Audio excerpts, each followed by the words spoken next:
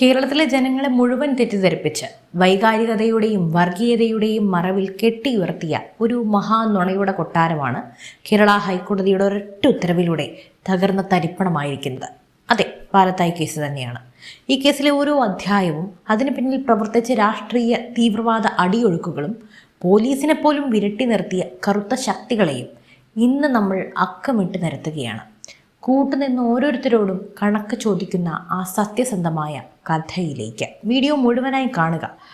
ഒരു 10 വയസ്സുകാരിയെ അധ്യാപകൻ പീഡിപ്പിച്ചു എന്ന പേരിൽ കേരളം കണ്ട ഏറ്റവും ക്രൂരവും ആസൂത്രിതവുമായൊരു കഥയ്ക്ക് പിന്നിലെ കറുത്ത കരങ്ങൾ ഓരോന്നായി പുറത്തു വരികയാണ്.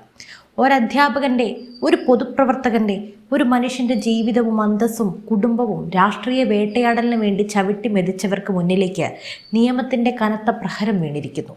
വിചാരണ കോടതി വിധിച്ച ജീവപര്യന്തം തടവ് ശിക്ഷ തള്ളിക്കൊണ്ട് വിധിയിൽ പ്രഥമദൃഷ്ട്യാ തന്നെ ഗുരുതരമായ പിഴവുകൾ ഉണ്ടെന്ന് ചൂണ്ടിക്കാട്ടി കേരള ഹൈക്കോടതി BJP നേതാവും അധ്യാപകനുമായ പത്മരാജൻ മാസ്റ്റർക്ക് ഉപാധികളോടെ ജാമ്യം അനുവദിച്ചിരിക്കുന്നു.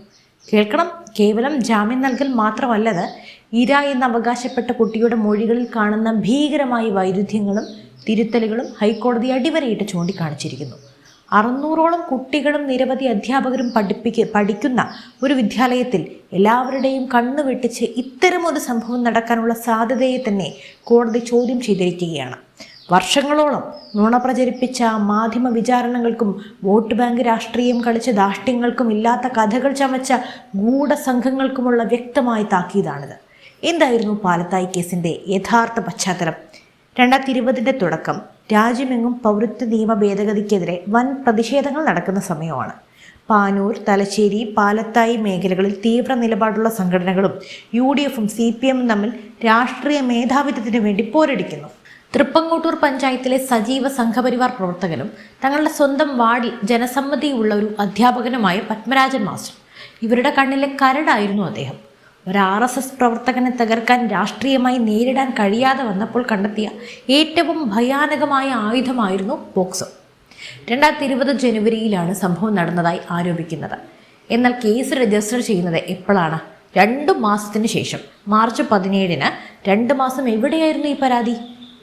എന്തിനായിരുന്നു ഈ കാലതാമസം? പാനൂർ മേഖലയിലെ പ്രാദേശിക വാർഡ് രാഷ്ട്രീയത്തിൽ അനാവശ്യമായി ഇടപെട്ട് ഒരില്ലാത്ത സംഭവത്തിന് തിരക്കഥയൊരുക്കാൻ ഒത്തുകൂടിയത് പ്രമുഖ രാഷ്ട്രീയ പാർട്ടി നേതാക്കളും ചില തീവ്ര നിലപാടുള്ള സംഘടനകളുടെ ഭാരവാഹികളുമായിരുന്നു. കുട്ടിയുടെ കുടുംബത്തിൻ്റെ സാമ്പത്തിക പിന്നോക്കാവസ്ഥ മുതലെടുത്ത് അവരെ മുന്നിൽ നിർത്തി വൻതോതിൽ സാമ്പത്തിക പ്രചാരണ പിന്തുണ നൽകി ഒരു കേസ് ഉണ്ടാക്കിയെടുക്കുകയായിരുന്നു. പൗരത്വ നിയമ പ്രക്ഷോഭങ്ങളുടെ ചൂടിൽ ഹിന്ദുത്വ സംഘടനകളെയും അവരുടെ നേതാക്കളെയും അടച്ചാക്ഷേപിക്കാൻ പറ്റിയ ഉത്തമമായ ഇരയായി പത്മരാജൻ മാസ്റ്ററെ അവർ കണ്ടെത്തി. ഒരധ്യാപകൻ്റെ പൊതുജീവിതവും മാന്യതയും അസൂയയോടെ കണ്ടവർക്ക് അത് അപകീർത്തിപ്പെടുത്താനുള്ള അവസരമായി മാറി. ഇനി കേസിലെ ആരോപണങ്ങളുടെ യുക്തി പരിശോധിക്കാം. പാലത്തായി UP സ്കൂളിൽ 600-ലധികം കുട്ടികളുണ്ട്. അവിടെ വെച്ച് സ്കൂളിലെ പ്രധാന മുറിയിൽ അല്ലെങ്കിൽ ശുചിമുറിയിൽ വെച്ച്, അതും ക്ലാസ് മുറിക്ക് തൊട്ടടുത്തുള്ള ശുചിമുറിയിൽ വെച്ച് 3 തവണ പീഡനം നടന്നു എന്നതായിരുന്നു ആരോപണം. ആലോചിച്ച് നോക്കൂ, എപ്പോഴും ആളനക്കമുള്ള കുട്ടികൾ ഓടി നടക്കുന്ന ഒരു പ്രാഥമിക വിദ്യാലയത്തിൽ ഒരു അധ്യാപകൻ തുടർച്ചയായി കുട്ടിയെ പീഡിപ്പിക്കുന്നു. പക്ഷേ സഹപ്രവർത്തകരായ മറ്റ് അധ്യാപകരോ മറ്റു കുട്ടികളോ സ്കൂളിലെ ജീവനക്കാരോ ആരും ഇത് അറിയുന്നില്ല. ഇത് ഏതെങ്കിലും തരത്തിൽ പ്രായോഗികമായിട്ടുള്ളതാണ്. ചൈൽഡ് ലൈനിൽ ലഭിച്ച ആദ്യ മൊഴി മുതൽ പിന്നീട് പോലീസിനും മജിസ്ട്രേറ്റിനും നൽകിയ മൊഴികളിൽ വരെ വൻതോതിലുള്ള പരസ്പര വിരുദ്ധമായ കാര്യങ്ങളാണ് നിറഞ്ഞത്. ആരോപിക്കപ്പെട്ട ദിവസങ്ങളിൽ പത്മരാജൻ മാസ്റ്റർ സ്കൂളിൽ ഉണ്ടായിരുന്നു എന്ന് ചോദിച്ചാൽ അതിനുള്ള കൃത്യമായ ഹാജർ രേഖകളും തെളിവുകളും പ്രതിഭാഗത്തും ഹാജരാക്കിയിരുന്നു. പക്ഷേ ഈ തെരുവുകളിൽ വിധി പ്രഖ്യാപിച്ച രാഷ്ട്രീയ വിചാരണക്കാർ ഇതൊന്നും കാണാൻ തയ്യാറായില്ല. മാധ്യമങ്ങൾ റേറ്റിംഗിന് വേണ്ടി വസ്തുതകൾ മൂടിവെച്ച് ഒരു വ്യക്തിയെ തെരുവിൽ വിചാരണ ചെയ്തു. പാലത്തായി കേസിലെ ഏറ്റവും നിർണായകമായ ഘടകം അന്വേഷണ സംഘങ്ങളുടെ മാറ്റമാണ്. 1 അല്ല 2 അല്ല 5 തവണയാണ് അന്വേഷണ സംഘത്തെ മാറ്റേണ്ടി വന്നത്. എന്തിനു വേണ്ടിയായിരുന്നു ഇത്? ആദ്യം കേസ് അന്വേഷിച്ച പാനൂർ CI TP ശ്രീജിത്ത് സംഭവത്തിൻ്റെ സത്യാവസ്ഥ മനസ്സിലാക്കുകയും പ്രാഥമിക അന്വേഷണത്തിൽ ആരോപണങ്ങൾ കാമ്പില്ലെന്ന് കണ്ടെത്തുകയും ചെയ്തപ്പോൾ അദ്ദേഹത്തിനെതിരെ രാഷ്ട്രീയ സമ്മർദ്ദം ശക്തമായി. തുടർന്ന് കേസ് ക്രൈംബ്രാഞ്ചിന് കൈമാറി. KGS ശ്രീജിത്തിന്റെ നേതൃത്വത്തിലുള്ള ക്രൈംബ്രാഞ്ച് സംഘം കേസ് വിശദമായിട്ട് അന്വേഷിച്ചു.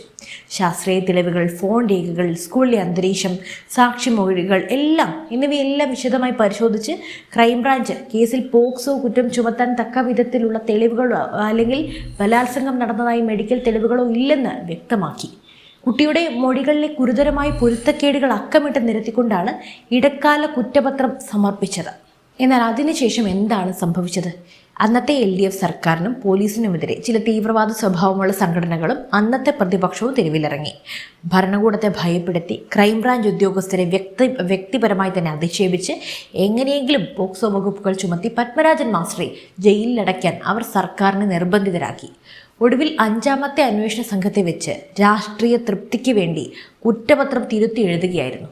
തലശ്ശേരി അതിവേഗ പോക്സോ കോടതിയിലെ വിചാരണ നടപടികൾ പോലും സംശയത്തിന്റെ നിഴലിലായിരുന്നു. വിചാരണയുടെ അവസാന ഘട്ടങ്ങളിൽ കൃത്യമായ വാദമുഖങ്ങൾ നടക്കുമ്പോൾ പെട്ടെന്ന് നടന്ന ജഡ്ജിമാരുടെ മാറ്റങ്ങൾ വലിയ ചോദ്യചിഹ്നങ്ങൾ തന്നെയാണ് ഉയർത്തിയത്. വിചാരണ നീണ്ടുപോയ കേസിൽ തെളിവുകളെയും സാക്ഷിമൊഴികളെയും വസ്തുനിഷ്ഠമായി വിലയിരുത്തിയതിനു പകരം പുറത്തെ രാഷ്ട്രീയ അന്തരീക്ഷവും തെരുവ് കോലാഹലങ്ങളും വിചാരണ കോടതിയുടെ വിധിയെ സ്വാധീനിച്ചു എന്ന ആരോപണം വളരെ ശക്തമാണ്. Advocate P. പ്രേമരാജൻ അടക്കമുള്ള പ്രോസിക്യൂഷൻ അഭിഭാഷകർ സർക്കാരിൻ്റെയും രാഷ്ട്രീയ ആജ്ഞാദായകരുടെയും താൽപ്പര്യങ്ങൾക്കനുസരിച്ച് പ്രവർത്തിച്ചു. ഒടുവിൽ യാതൊരു ശാസ്ത്രീയ തെളിവുകളുമില്ലാതെ കേവലം വൈരുദ്ധ്യങ്ങൾ നിറഞ്ഞ മൊഴികളുടെ മാത്രം അടിസ്ഥാനത്തിൽ വിചാരണ കോടതി പത്മരാജൻ മാസ്റ്റർക്ക് ജീവപര്യന്തം തടവും 40 വർഷത്തെ പോക്സോ തടവുമാണ് വിധിച്ചത്. അന്ന് ആ വിധി വന്നപ്പോൾ രാഷ്ട്രീയ എതിരാളികളും മാധ്യമ വിചാരണക്കാരും ആർത്തു വിളിച്ചു. നീതി നടപ്പിലായി എന്നവർ അല്ലറി വിളിച്ചു. ഒരു മനുഷ്യന്റെ ജീവിതം തകർത്തതിൻ്റെ ആഹ്ലാദത്തിൽ അവർ മധുരം വിതറി. പക്ഷേ നീതിയുടെ വാതിലുകൾ അവിടെ അടഞ്ഞിരുന്നില്ല. ഇന്ന് കേരള ഹൈക്കോടതിയുടെ ഡിവിഷൻ ബെഞ്ച് വിചാരണ കോടതിയുടെ ആ വിധിയുടെ അടിത്തറ തന്നെ ഇളക്കിയിരിക്കുകയാണ്. വിചാരണ കോടതിയുടെ വിധിന്യായത്തിൽ പ്രഥമദൃഷ്ട്യാ തന്നെ വലിയ തെറ്റുകളുണ്ട് എന്ന് ഹൈക്കോടതി തുറന്നടിച്ചു. ഏറ്റവും എടുത്തു പറയേണ്ടത് മൊഴികളിലെ വൈരുദ്ധ്യമാണ്. അതിജീവിത എന്ന് പറയപ്പെടുന്ന കുട്ടിയുടെ മൊഴികളിൽ കാലാകാലങ്ങളിൽ വരുത്തിയ കൂട്ടിച്ചേർക്കലുകളും തിരുത്തലുകളും ഒന്നും നിസ്സാരമായിട്ടുള്ള കാര്യമല്ല. അതുപോലെ സാഹചര്യങ്ങളുടെ അപ്രായോഗികത. 600-ലധികം കുട്ടികൾ പഠിക്കുന്ന സ്കൂളിൽ അധ്യാപകരുടെയും മറ്റ് വിദ്യാർത്ഥികളുടെയും ശ്രദ്ധയിൽപ്പെടാതെ ഇത്തരമൊരു ഭീകരകൃത്യം നടന്നു എന്ന് പറയുന്നത് യുക്തിക്ക് നിരക്കുന്ന കാര്യമാണോ? അതുപോലെ തന്നെ ശാസ്ത്രീയ തെളിവുകളുടെ അഭാവം. വൈദ്യപരിശോധനാ റിപ്പോർട്ടുകളിലോ സംഭവസ്ഥലത്തെ തെളിവുകളിലോ പീഡനം സ്ഥിരീകരിക്കുന്ന ഒന്നുമില്ല. ഈ 3 കാര്യങ്ങൾ മുൻനിർത്തിയാണ് പത്മരാജൻ മാസ്റ്ററുടെ ശിക്ഷാവിധി ഹൈക്കോടതി മരവിപ്പിക്കുകയും അദ്ദേഹത്തിന് ജാമ്യം അനുവദിക്കുകയും ചെയ്തത്. ഇത് വിചാരണ കോടതിക്കും രാഷ്ട്രീയ സമ്മർദ്ദത്തിനും വഴങ്ങിയ അന്വേഷണ സംഘങ്ങൾക്കും ലഭിച്ച കനത്ത തിരിച്ചടിയാണ്. പാലത്തായി കേസ് കേവലം ഒരു പ്രാദേശിക കേസല്ല. ഇതിന് പിന്നിൽ വലിയ സാമ്പത്തിക ഗൂഢാലോചന അടിയൊഴുക്കുകളുണ്ട്. അത് മനസ്സിലാക്കാൻ വലിയ ബുദ്ധിയുടെ ഒന്നും ആവശ്യമില്ല. കേസ് തുടക്കം മുതൽ നിലനിർത്താനും ഉന്നത അഭിഭാഷകരെ വെച്ച് കേസ് നടത്താനും തെരുവുകളിൽ വൻ പ്രചാരണം നടത്താനും കോടികളുടെ ഫണ്ടാണ് ഒഴുകിയെത്തിയത്. നിരോധിത സംഘടനയായ PFI, അതിൻ്റെ രാഷ്ട്രീയ രൂപമായ SDPI, ജമാഅത്തെ ഇസ്ലാമി തുടങ്ങിയ സംഘടനകളുടെയും അവരുടെ ബന്ധപ്പെട്ട വിദേശ ഫണ്ടുകളുടെയും പങ്കിനെ കുറിച്ച് വ്യാപകമായ ആരോപണങ്ങളുണ്ട്. കേരളത്തിലെ ഹൈന്ദവ സമൂഹത്തെയും RSS പോലെയുള്ള പ്രസ്ഥാനങ്ങളെയും അന്താരാഷ്ട്ര തലത്തിൽ നാണം കെടുത്താനും തീവ്രവാദ പട്ടം ചാർത്താനും ലക്ഷ്യമിട്ട് ആസൂത്രണം ചെയ്ത ഒരു സ്പോൺസേഡ് ഗൂഢാലോചന തന്നെയായിരുന്നു ഇത്. അതുകൊണ്ട് തന്നെ ഈ കേസിന് പിന്നിലെ യഥാർത്ഥ സൂത്രധാരന്മാരെയും ഒഴുകിയെത്തിയ വിദേശ പണത്തിൻ്റെ ഉറവിടത്തെയും കുറിച്ച് അറിയാൻ ഒരു CBI അല്ലെങ്കിൽ NIA അന്വേഷണം തന്നെ അത്യാവശ്യമാണ്. കാരണം ഇത് ഒരു വ്യക്തിയുടെ ജീവിതത്തിൻ്റെ പ്രശ്നമാണ്, അദ്ദേഹത്തിൻ്റെ അഭിമാനത്തിൻ്റെ എല്ലാം പ്രശ്നമാണ്. എങ്കിൽ മാത്രമേ ആ മനുഷ്യന് നീതി ലഭിക്കൂ, അല്ലെങ്കിൽ ഇതിനു പിന്നിലെ ആ സത്യങ്ങൾ പുറത്തു വരൂ. ഇത് നിങ്ങൾക്ക് എന്ത് തോന്നുന്നു? നിങ്ങളുടെ അഭിപ്രായങ്ങൾ തീർച്ചയായും താഴെ കമൻറ്റ് ചെയ്യൂ. മറ്റൊരു വാർത്തയും വിഷയവുമായി വീണ്ടും എത്തും വരെ നന്ദി.